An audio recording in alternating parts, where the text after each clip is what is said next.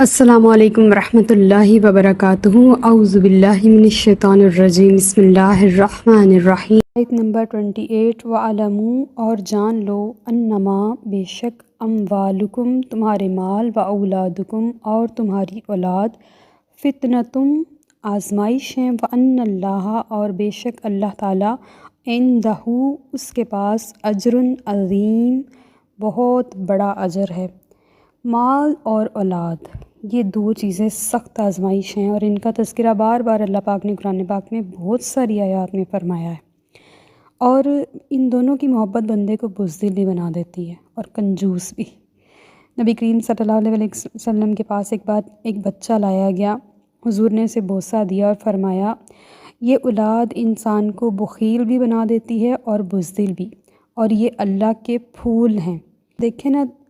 اولاد کے ساتھ محبت ہے، یہ ایک طبعی بات ہے، فطری امر ہے،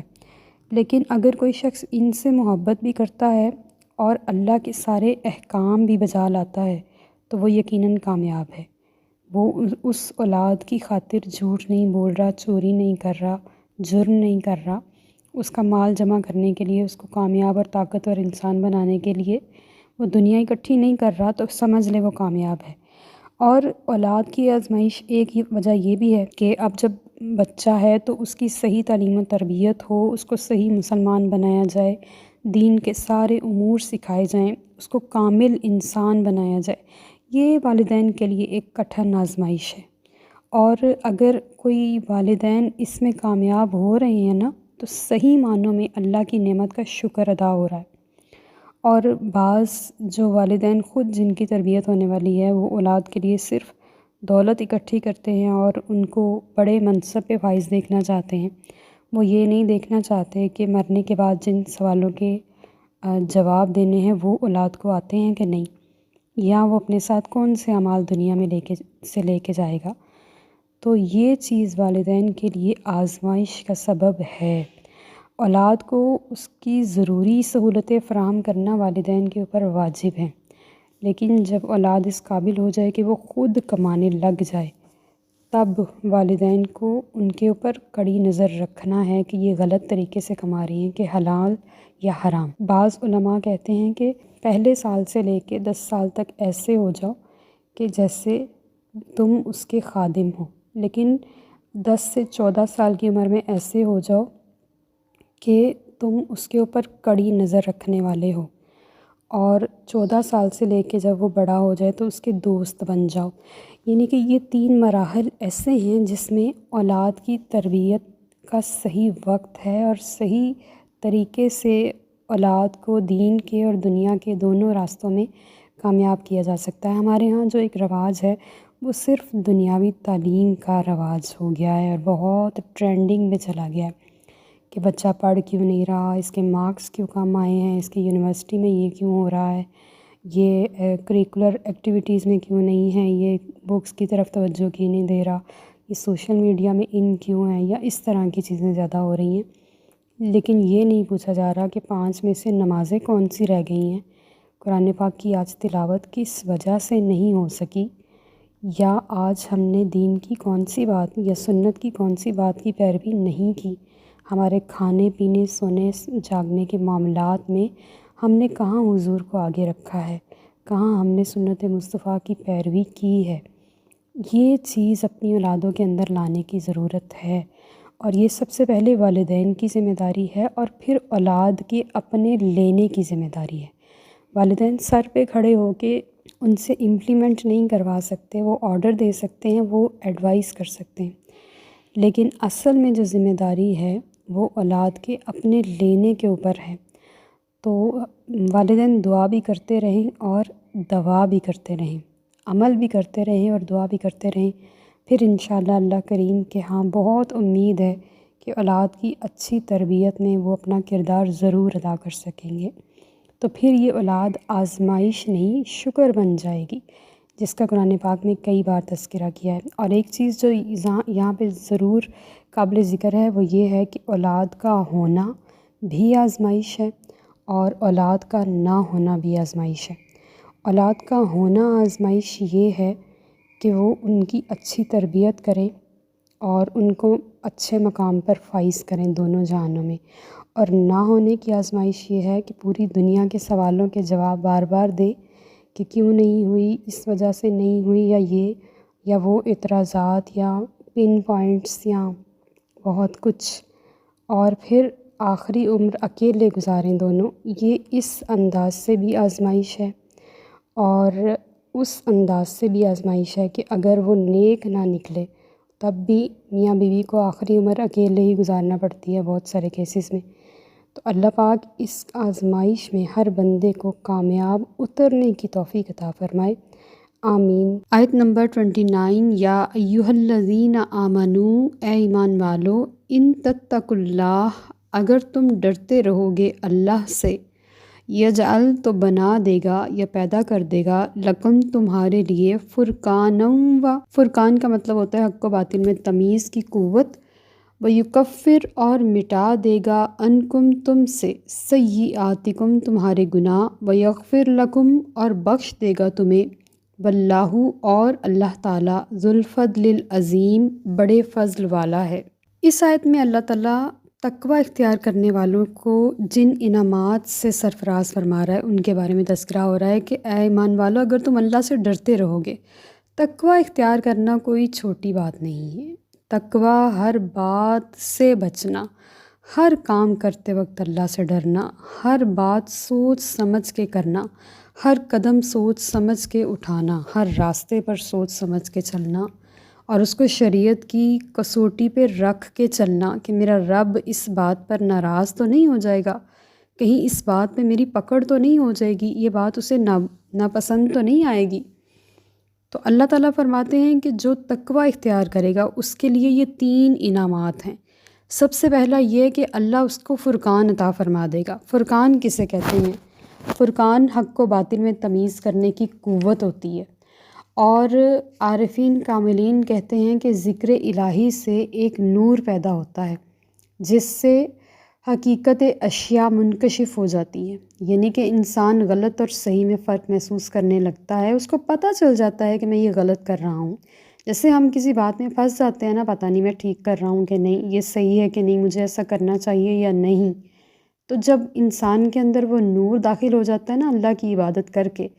تو وہ فرقان کے درجے تک پہنچ جاتا ہے، اسے کسی چیز کے بارے میں سوچنا نہیں پڑتا کہ میں یہ غلط کر رہا ہوں یا صحیح، اندر سے فوراً آواز آ جاتی ہے کہ یہ غلط ہے اور یہ صحیح ہے۔ تو صوفیہ کرام اسے کشف بولتے ہیں۔ نبی کریم صلی اللہ علیہ وآلہ وسلم کا جو ارشاد گرامی ہے نا کہ مومن کی فراست سے ڈرا کرو، وہ تو اللہ کے نور سے دیکھتا ہے، وہ یہی بات ہے۔ اب پہلا تو یہ اللہ تعالیٰ نے ان کو انعام عطا فرمایا کہ وہ فرقان کی طاقت سیکھ جاتے ہیں، اور دوسرا کیا ہے پرہیزگاروں پر انعام؟ وہ یہ کہ اللہ ان کے گناہ چھپا دیتا ہے تاکہ کسی کی ان کے گناہوں پر نگاہ بھی نہ پڑے۔ اور علامہ ابن منظور یکفر کی تشریح کرتے ہوئے کہتے ہیں کہ کفر کا اصلی معنی یہ ہے کہ کسی چیز کو اس طرح سے ڈھانپ دینا کہ اس کا نام و نشان تک مٹ جائے۔ اب دیکھیں، جب ثواب ختم ہو جاتا ہے تو اس کے لیے قرآن پاک میں احباط کا لفظ ہے، یعنی کہ نیکیاں ضائع ہو گئیں، تو حابطہ ضائع ہو گئے اعمال۔ اس کے بارے میں اللہ پاک نے قرآن پاک میں کئی جگہوں پہ ارشاد فرمایا۔ لیکن جب گناہ کی بات ہوتی ہے ان کے مٹانے کے لیے، اللہ نے تکفیر کا لفظ، یکفر کا لفظ استعمال فرمایا، اور یہ اللہ تعالیٰ کا پرہیزگاروں پر بہت بڑا احسان ہے کہ جو غفلت میں یا کسی بھی وجہ سے ان سے کوئی گناہ سرزد ہوتا ہے تو اللہ اس کو اپنی کرم کی چادر سے ڈھانپ لیتا۔ اور ڈھانپنا تو چلیں ایک بات ہے، اور گناہ معاف ہو جانا اور دوسروں کی نظروں سے بچانا اور کسی کو ان کی اطلاع بھی نہ ہونے دینا، یہ کتنا بڑا احسان ہے۔ یہ اللہ تعالیٰ کے ان نیک خوش بختوں کا احسان ہے تیسرا، کہ وہ ان کے گناہ کو اپنے عفو کے قلم سے صاف کر دیتا ہے، بخش دیتا ہے، مٹا بھی دیتا ہے، چھپا بھی لیتا ہے، اور بڑی ہی انعامات کی بارشیں برساتا ہے۔ اور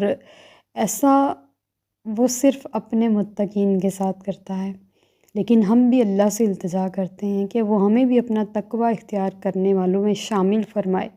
ہمیں ان راہ پہ چلنے والوں کی طرح کوشش کرنے والوں میں ہی شامل فرما دے کہ ہمیں اللہ تعالیٰ اپنا خوف، اپنا ڈر اور اپنی معرفت عطا فرمائے۔ اب پرہیزگار بندوں پر اس کی بخشش کا یہ جو انعام ہے، یہ جو فضل ہے، یہ اللہ پر ادا کرنا واجب نہیں ہے،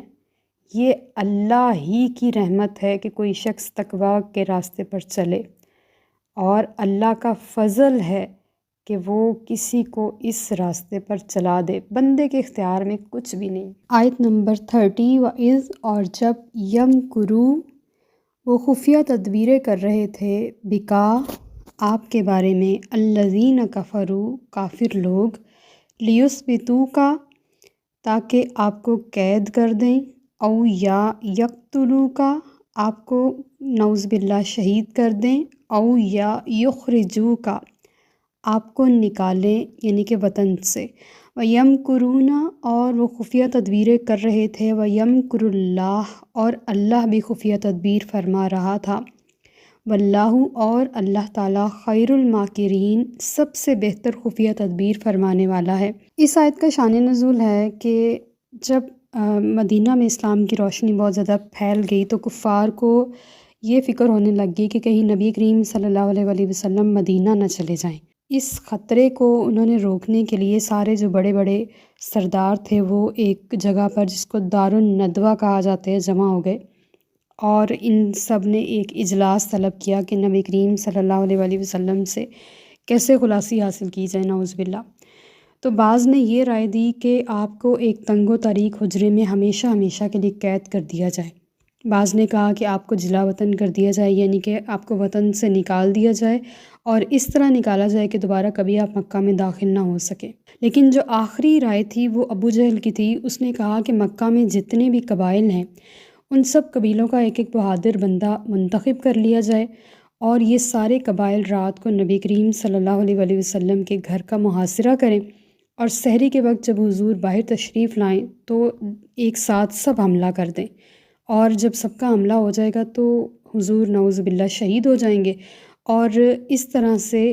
یہ لوگ کسی سے بھی لڑ نہیں سکیں گے، بنی ہاشم انتقام نہیں لے سکیں گے حضور کے قتل کا، تو یہ دیت پہ راضی ہو جائیں گے اور ہم سارے مل کے دیت ادا کر دیں گے اور یہ مسئلہ حل ہو جائے گا۔ اب اس محفل میں، اس مجلس میں ابلیس خود شیخ نجد بن کر داخل ہوا تو جب اس نے ابو جہل کی یہ رائے سنی تو وہ خوشی سے لوٹ پوٹ ہو گیا، اور اتنا خوش ہوا، کہنے لگا، حاضر رائے لا رائی غیرہ، یہ ایسی رائے ہے کہ اس جیسی کوئی ہو ہی نہیں سکتی، یعنی کہ شیطان خود ان کو طریقے سمجھا رہا تھا اور وہ ان سب میں شامل تھا۔ ادھر تو انہوں نے یہ سازشیں کی ہوئی تھی، ادھر نبی کریم صلی اللہ علیہ وآلہ وسلم کا بال بھی بیکا نہ ہونے دیتا ان کا محبوب رب جبرائیل امین کو بھیج دیا،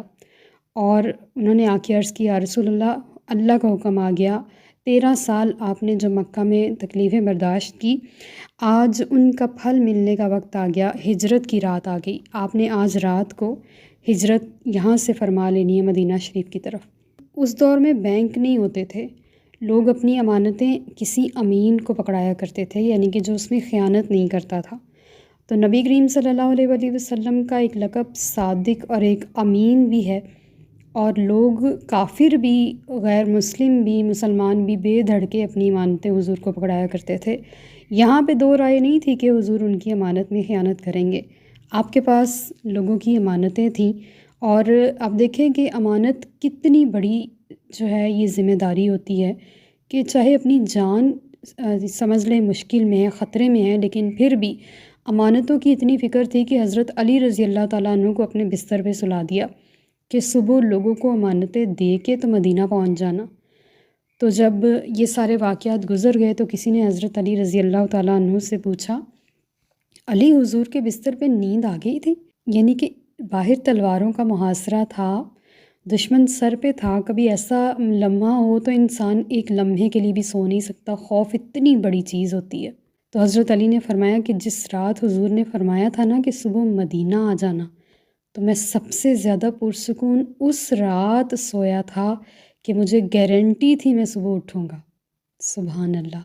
یعنی کہ ہم روز یہ سوچ کے سوتے ہیں کہ صبح اٹھ کے ہم یہ وہ کریں گے، لیکن ہمیں گارنٹی نہیں ہوتی کہ صبح اٹھنا ہے کہ نہیں،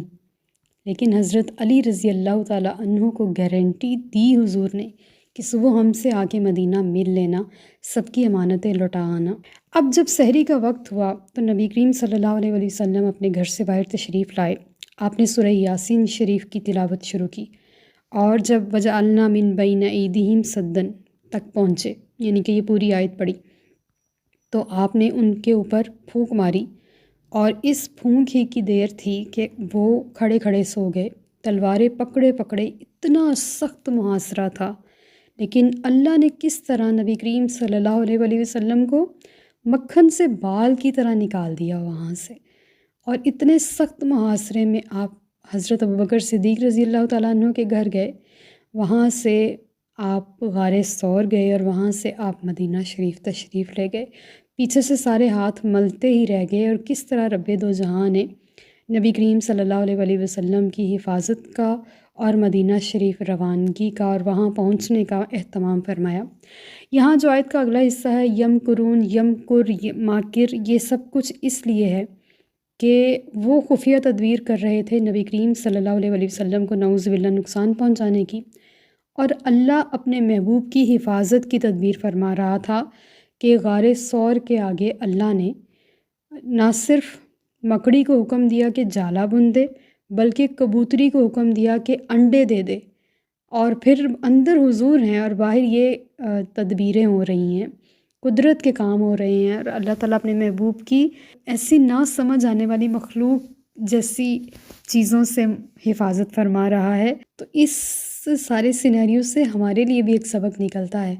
کہ جس طرح اللہ اپنے محبوب علیہ الصلوۃ والسلام کی حفاظت چھوٹی چھوٹی چیزوں سے کر سکتا ہے جن کو ہم بے ضرر بولتے ہیں، اسی طرح اللہ ہمارے ایمان کی بھی ہمارے سینوں میں حفاظت فرما سکتا ہے، اور وہ قادر مطلق ہے، اور ہماری التجا ہے کہ وہ تا دم آخر ہمارے سینوں میں ایمان کی حفاظت فرمائے، آمین۔ وما علینا الا البلاغ المبین۔ Like, subscribe and share.